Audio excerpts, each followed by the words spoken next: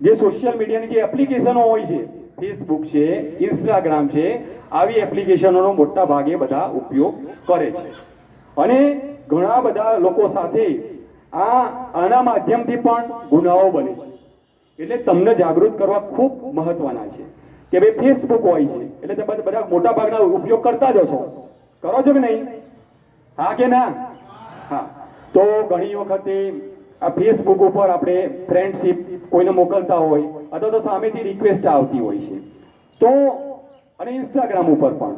એટલે ખાસ કરીને હું ગર્લ્સ માટે ખાસ ધ્યાન દોરવા માંગુ છું કે ઘણા બધા જે એટલા માણસો એવા હોય છે કે એમનું કામ જ હોય છે કે ભાઈ છોકરીઓને ફસાવાની, કે સરસ મસ્ત ડીપી મૂકે, સારા સારા અંદર ફોટોગ્રાફ્સ મૂકે, ધૂમ બાઇક હોય એવો ફોટો મૂકે, કોઈ સારો બંગલાવાળો જે ફોટો મૂકે, પછી તમને ફ્રેન્ડ રિક્વેસ્ટ મોકલે, સારી સારી સારી મીઠી મીઠી વાતો કરે તમારી સાથે, અને તમને એવું જ લાગે કે આ વ્યક્તિ તો બસ આ જ વ્યક્તિ છે કે મારું ધ્યાન રાખશે, એટલી મીઠી મીઠી વાતો કરે. અને પછી કે તમારી પાસેથી શું કરે કે એવી બધી માહિતી લઈ લે અથવા તો એવા ફોટો તમારી પાસે મંગાવી લે અને પછી તમને બ્લેકમેલ કરી અને ના કરવાના કામ કરી દે. એટલે દુષ્કૃત્યથી લઈ અને પછી એવા ફોટો અને વિડીયો કે હું વાયરલ કરી દઈશ એવી ધમકી આપી અને પછી પૈસા પડાવવા સુધીનું બી કરે છે અને દુષ્કૃત્ય પણ થતું હોય છે. અને ત્યારબાદ આ એટલા બદમાશના નાલાયક હોય છે કે આખી ગેંગ હોય છે, એટલે બીજા માણસને પણ શેર કરી દે એના ફ્રેન્ડને કે તું હવે આને રિક્વેસ્ટ મોકલ અને પછી કે જો પેલા ફોટા છે જ હું વાયરલ કરી દઈશ. તમે કુમરી વય ના હોય છે, ઘણી વખતે નાની બાળકી હોય છે, કોઈ કહી ના શકે અને આ રીતે આપણે ભોગ બની જતા હોય છે. એટલે સાવધાન રહો કે ભાઈ સોશિયલ મીડિયાનો જે ઉપયોગ કરીએ પરંતુ આપણે સાવધાની પણ એટલી જ રાખવી જરૂરી છે. ગમે તેની સાથે ફ્રેન્ડશિપ તમે ના કરી દો, કારણ કે મીઠી મીઠી વાતો કરીને તમને ભોળવી દેશે અને આવા કિસ્સા બને જ. એ જ રીતે બોયઝ માટે પણ જે તમે છોકરાઓ છો એ ઘણી વખતે તમને આવે રિક્વેસ્ટ આવે અને મસ્ત અંદર ડીપી મૂકી હોય, એકદમ બ્યુટીફુલ છોકરી હોય, બરાબર? એટલે ભાઈને તો આટલી સરસ છોકરી જે છે અને યાર ફ્રેન્ડ રિક્વેસ્ટ આવી છે તો એની તો એક્સેપ્ટ કરવી જ પડે ને. એટલે ફટાક લઈને આમ એક સેકન્ડ વાર ના કરે, ફટ લઈને એક્સેપ્ટ કરી લે. એટલે સામેથી મેસેજ આવે હાય, એટલે તમે તો કહેવાના છે કે હાય હાઉ આર યુ. એટલે પછી સીધા એમ કે dear this is my WhatsApp number, હા વોટ્સઅપ पे बात करते हैं. એટલે ભાઈ તો આટલી બધી રૂપાળી છોકરીએ મને તો વોટ્સઅપ નંબર આપી દીધો. હા, એકલો નાચા કરે ઘરમાં, બરાબર? હવે તો વાત કરવી જ પડે. હા, એટલે તમે નંબર લો, વાત ચાલુ થઈ જાય, પછી શું કે ડિયર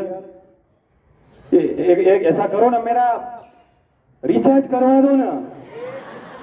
એટલે તમે કહો યાર વાતો તો કરવી છે એટલે રિચાર્જ તો કરાવવું પડે કે હા બોલ 3 મહિના 12 મહિનાનું કરાવી દઉં તો, બરાબર? એટલે તમે તો આખો પેકેજ જ આપી દો એને 12 મહિનાનું.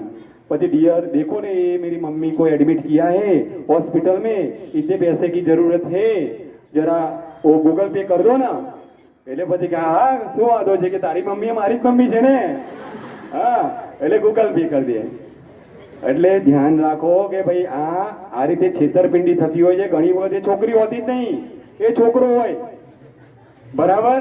આપણે જોયો તો હોય નહીં, આપણે તો ડીપી જોઈને ખુશ થતા હોય તો સરસ છોકરી છે, કેટલી સરસ વાતો કરે છે, પણ એક વોઇસ કોલ ના કરે, એ તો ખાલી મેસેજ થી જ વાત કરે, બરાબર? એટલે એમ કરી અને તમારું બેંક એકાઉન્ટ ખાલી કરી નાખે છે, બરાબર? એટલે ધ્યાન રાખો કે ભાઈ આ રીતે પણ છેતરપિંડી થતી હોય છે. બીજી એક ધ્યાન ઉપર રાખવાની છે કે અત્યારે એક બાબત ખાસ થઈ રહી છે કે અનનોન નંબર ઉપરથી વિડીયો કોલ આવી જાય છે, બરાબર? એટલે ન્યૂડ વિડીયો કોલ, નગ્ન અવસ્થામાં વિડીયો કોલ આવી જાય.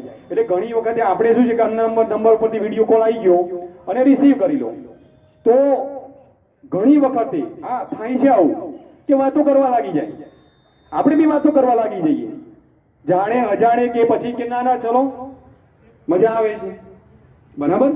પણ આ જોજો અનનોન નંબર ઉપરથી આવો કોઈ ન્યૂડ વિડીયો કોલ આવે, નગ્ન અવસ્થામાં કોઈ હોય તો તમારી પણ એ લોકો રેકોર્ડિંગ કરી લે છે અને રેકોર્ડિંગ કરી પછી તમને એમ કહેશે કે ભાઈ આટલા પૈસા આપો નહીં તો આ જે તમારો જે વિડીયો છે ને એ હું ઇન્ટરનેટ ઉપર વાયરલ કરીશ. આ ઘણા બધા લોકો આનો ભોગ બની રહ્યા છે, એને સેક્સટોર્શન કહેવાય. એટલે ધ્યાન રાખો કે ભાઈ આ પ્રકારના કોઈ અજાણ્યા નંબર ઉપરથી વિડીયો કોલ આવે તો રિસીવ ના કરતા, આ ખાસ ધ્યાન રાખજો. તો આ પ્રકારના જે સાયબર ક્રાઇમ અત્યારે થઈ રહ્યા છે. બીજું કે બાળકો તમે કુમરી વયના હોય છે એટલે અત્યારે જે નેટ છે એટલે નેટ ઉપર તો ઇન્ટરનેટ ઉપર ઘણી બધી સારી બાબતો આવે છે. એવું નથી કહેતું કે ઇન્ટરનેટ ખરાબ છે. ઇન્ટરનેટ એ ખરેખર જ્ઞાનનો સ્ત્રોત છે. જો તમે અભ્યાસ કરો છો, તમારે કંઈક સારી સારી બાબતો જોઈતી હોય અભ્યાસ માટે, તો તમે સર્ચ કરશો ને, એક ક્લિક ઉપર તમામ વસ્તુ તમને મળી જતી હોય છે. અને એનો સદુપયોગ કરો તો ઇન્ટરનેટ એ તમારા માટે આશીર્વાદ છે. પરંતુ એની ઉપર ઇન્ટરનેટ ઉપર તમે જોજો કે કેટલીક જે વેબસાઇટો હોય છે એ એકદમ નગ્ન અવસ્થામાં બધું વિડીયો ને બધું એ શેર કરતી હોય છે. એટલે આમાં શું હોય છે કે તમે બાળકો છો, તમને હજુ ખબર ના પડે અને શરૂઆતમાં એ બધી વસ્તુ સારી લાગે એટલે પછી એક આદત પડી જાય, અને આદત પડી જાય એટલે આપણને એમ થાય કે આ જોવું જ પડે. એટલે યાદ રાખો કે ભાઈ આવું વસ્તુ નગ્ન અવસ્થા જે ફેલાવતા હોય છે, બરાબર, તો એક પ્રકારનો ક્રાઇમ છે. એટલે અત્યારે એમના વિરુદ્ધમાં એક્શન લેવામાં આવે છે. સરકાર પણ ચિંતિત છે, આવી વેબસાઇટો બ્લોક થઈ રહી છે, અને જો આવા વિડીયો ક્યાંય આવી જાય તો એના વિરુદ્ધમાં એક્શન લેવામાં આવે છે. પરંતુ આપણે પણ સાવધાન રહેવાનું છે, કારણ કે એ લોકો તો આપણું મતિ ભ્રષ્ટ કરવા માટે તમામ પ્રયત્ન કરે, પણ આપણે સાવધાન રહેવાનું છે. તો આ સાયબર ક્રાઇમ મેં તમને કહ્યા એ પ્રમાણે આ સાયબર ક્રાઇમ અને અન્ય જે અપરાધો છે એમાં ફરક શું છે કે જેમ કે ચોરી છે, મારામારી છે, એક્સિડન્ટ થાય, તો આ અપરાધો જે છે એની એક શ્રેણી કહેવાય. અને બીજી શ્રેણી મેં તમને કહી કે ઇન્ટરનેટના માધ્યમથી થાય છે, તો આ બીજી શ્રેણીના સાયબર ક્રાઇમ કહેવાય.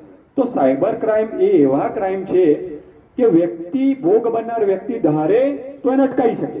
જે મેં તમને કહ્યું એના માટે તમે સતર્ક રહો, સાવધાન રહો, તો 100% આવા જે ક્રાઇમ છે એને અટકાવી શકે છે. અન્ય જે ક્રાઇમ છે તમે સતર્ક સાવધાન રહો તો પણ ઘણી વખત તમારા હાથમાં નથી હોતું, કારણ કે કોઈની સાથે ઝઘડો થઈ ગયો, તમારો ઈરાદો ના હોય તો પણ ઝઘડો થઈ જાય, મારામારી થઈ જાય, કોઈ ચોરી થઈ ગઈ, કોઈ લૂંટફાટ થઈ ગઈ. પરંતુ આ સાયબર ક્રાઇમ એ એવા પ્રકારના અપરાધ છે, તમે સતર્ક રહેશો, સાવધાન રહેશો તો 100% આમાંથી બચી શકાય છે. કારણ કે ક્રાઇમ થયા પછી ઇન્વેસ્ટિગેશન થશે, પણ એ પછીની બાબત છે. પણ જો આ ક્રાઇમ ન જ થાય, આનો આપણે ભોગ ન બનીએ તો કેવું સારું. તો એના માટે જરૂરી છે કે આપણે એના માટે જાગૃત થવું પડે.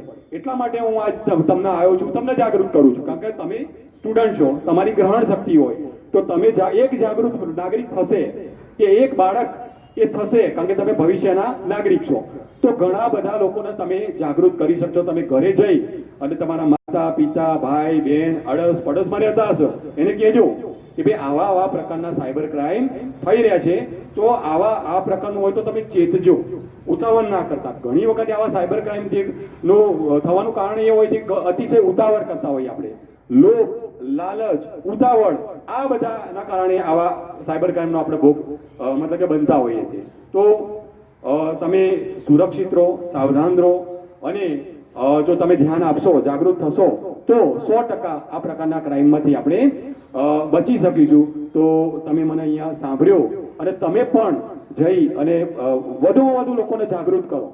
અને આના માટે એક સાયબર ક્રાઇમ થાય તો એક હેલ્પલાઇન છે 1930. આ યાદ રાખજો કે ભાઈ 1930 1930 આ હેલ્પલાઇન છે, સાયબર હેલ્પલાઇન છે.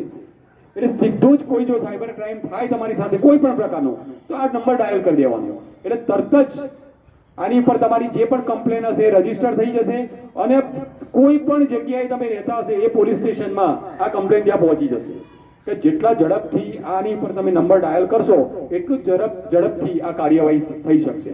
ખાસ કરીને જે એટીએમ માંથી પૈસા ઉપડી જાય છે કે આ રીતે, એમાં તો ખાસ આ મહત્વનું છે કે જેટલા ત્વરિત તમે કરશો ને તો તરત જ જે એકાઉન્ટમાંથી પૈસા બીજા એકાઉન્ટમાં ગયા હોય તરત જ ફટ એ લોકો એકાઉન્ટ બ્લોક કરે છે. એટલે તમારા જે પૈસા જે છે એ ઉપડી જલ્દી ના જાય. તો આ છે ને બીજા ક્રાઇમ માટે પણ એટલું જ મહત્વનું છે. એટલે આ યાદ રાખજો કે સાયબર ક્રાઇમ હેલ્પલાઇન છે 1930. જય હિન્દ.